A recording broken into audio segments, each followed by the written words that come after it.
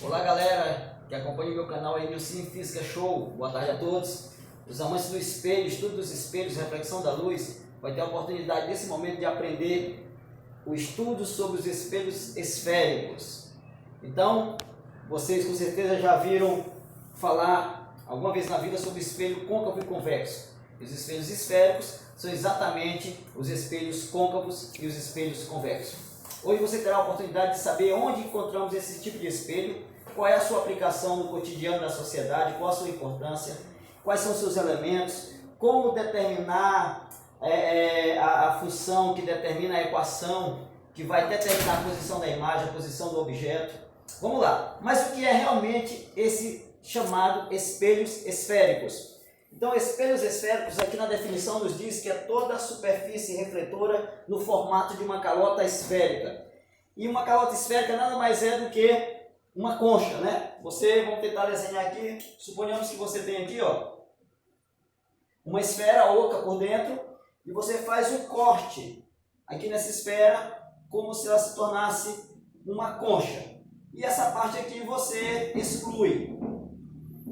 Então você tem uma calota esférica, um corte na sua secção transversal aqui, e aí aqui é o centro da esfera, e se você abandonar essa parte aqui, ó, você tem uma concha, né? E se você espelhar essa concha de forma que alguém possa ver sua imagem refletida, aí sim essa concha transforma-se em um espelho esférico. E esse espelho esférico vocês podem olhar tanto do lado de dentro da concha como do lado de fora, né? E aí o observador ele pode estar observando a sua imagem aqui na parte externa, assim como ele pode também estar observando a sua imagem aqui na parte interna. Se ele estiver observando a sua imagem pela parte interna, o espelho tem um nome. Se ele estiver olhando pela parte externa, ele recebe outro nome. E que nomes são esses?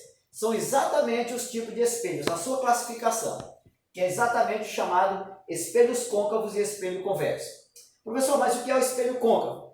O espelho côncavo é exatamente o espelho em que você enxerga a sua imagem pelo lado de dentro da concha. Olha para cá para essa figura. Se a imagem refletida, se a parte espelhada for a parte de dentro da concha, olha só, esse espelho ele é chamado de espelho côncavo. Mas se a parte refletora for a parte de fora da concha, esse espelho recebe o nome de espelho convexo. Por quê? Porque nós sabemos que em toda curva o côncavo e o convexo andam sempre de mãos dadas, não é isso? Aonde tem um côncavo tem que ter o convexo, né? Se você tiver uma curva, olha para cá, se você tiver uma curva, vamos tentar colocar aqui, ó. Você tem uma curva, então você tem um lado de dentro da curva que é o lado côncavo e o lado de fora da curva é o lado convexo. E aí, dependendo do lado que está espelhado, o espelho será chamado côncavo ou convexo. E aí vocês já entenderam a definição do espelho e a sua classificação. Então, o espelho pode ser côncavo e pode ser convexo. Agora, a representação desse espelho côncavo ou convexo é uma representação simbólica. Simplesmente você faz só isso aqui, ó. Se você quiser representar o espelho como um espelho côncavo, você achura o lado convexo. Significa que o lado que será refletido será o lado de dentro da concha. E aí esse espelho será chamado de côncavo, mais uma vez, como eu havia explicado antes. Se você espelhar o lado de fora, por exemplo, se você achurar o lado de dentro e espelhar o lado de fora, então significa que a parte refletora é a parte externa da calota. E aí esse espelho é chamado de convexo e a representação dele é essa. Então tem a representação. Espelho côncavo, que pode ser representado assim também, ó. Aqui é côncavo, ou convexo, que pode ser representado assim também, olha só. Eu achuro o lado côncavo, fica o lado convexo. Então daí nós temos o espelho côncavo e convexo. Ok? Agora é fundamental nós conhecermos, para que nós possamos entender a equação de Gauss, que é a equação que respalda o estudo dos espelhos, você tem que conhecer os elementos principais de um espelho esférico. Que elementos são esses? Então vamos lá. Se nós considerarmos aqui o nosso espelho, aí eu pergunto para vocês nesse momento, esse espelho aqui que eu desenhei, é um espelho côncavo ou é um espelho convexo?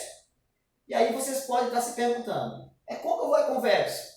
Do jeito que está aí, não dá para definir se é côncavo ou convexo. O professor vai ter que achurar um lado para ver o outro. Então, eu vou achurar o lado de fora, então eu achurei o lado convexo, então significa que a parte lisa, a refletora é de dentro, então esse espelho é côncavo. Se ele é côncavo, ele tem alguns elementos.